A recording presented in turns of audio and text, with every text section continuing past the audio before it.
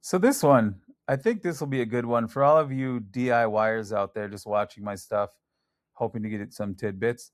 These are general recap videos. I don't go deeply into depth on how it's done because you can watch a TV mounting video anywhere. You get instructions on it in your when you get your bracket. But this one in particular, I would like to give some tidbits in case you want to give it a go yourself.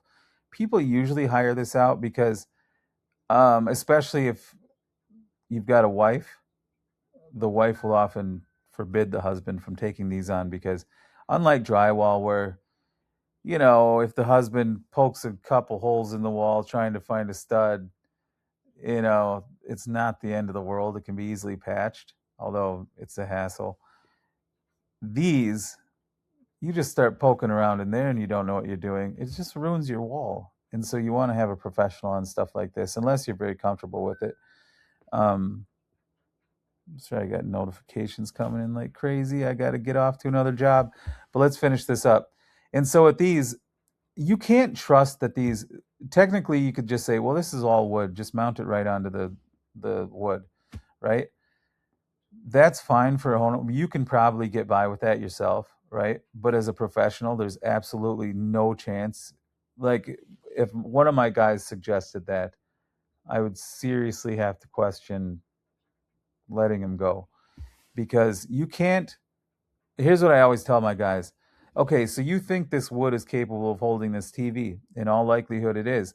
But we can't rely on somebody else who put the wood slats up having done their job perfectly, because if they didn't do it perfectly and these don't hold, that's a problem. It's then our problem. So not only is it our problem because the TV would come down, which knock on wood, this never happened in 8,000 installs, because I have specific protocols, just like a pilot has a checklist. A pilot, that's been a captain for 20 years, he knows what he's doing. But you know why they do the checklist? Because life happens and things get on your mind. And if you don't go through that mental checklist, you might forget something.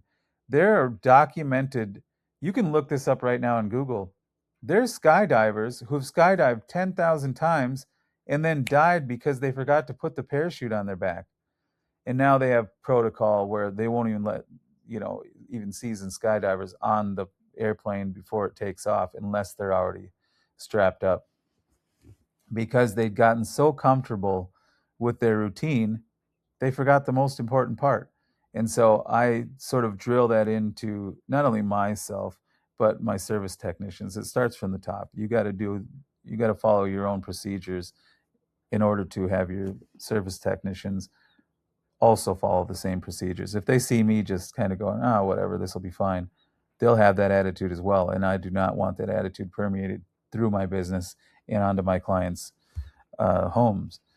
And so in this case, what you do is naturally then you want to find the studs. How do you find the studs? When a stud finder reads studs and you're putting it onto wood. So it's not going to read through the wood when there's already wood there. Plus it's too deep. So what you do is there's an existing outlet. In this case, you can see, because they didn't do cord concealing, because they didn't want the wood cut up and all that.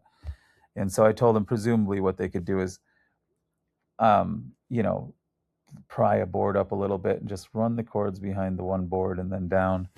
And that's probably what they did, but I took this photo right after I was done, so this is the photo I have.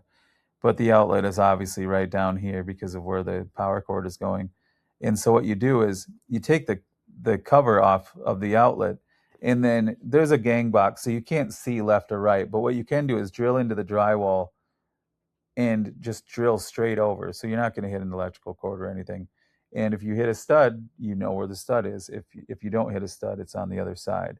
And so then you'll know where that stud is, where the center of the stud is, and then you measure over 16 inches, then 32 inches to wherever you need to put the bracket. And that's, because there's 16 inches apart in residential, 24 in most commercial locations. And so then you can physically measure where this stud is going to be and the other stud being 16 inches from that. And so then you know that you've got a great hold. So then you're not, just drilling holes in a nice wood wall you can't just do that and hunt for a stud, not professionally anyway. You could do it as a DIY project, but you'd probably get in trouble by your wife, and so I don't recommend it. But that's a little tidbit on how to find studs when it seems like there's no way to know where the stud is. But also, if you have a light TV, you could get by with just going right into that wood. But anything a little heavier, don't risk it. Do it the right way and find the studs.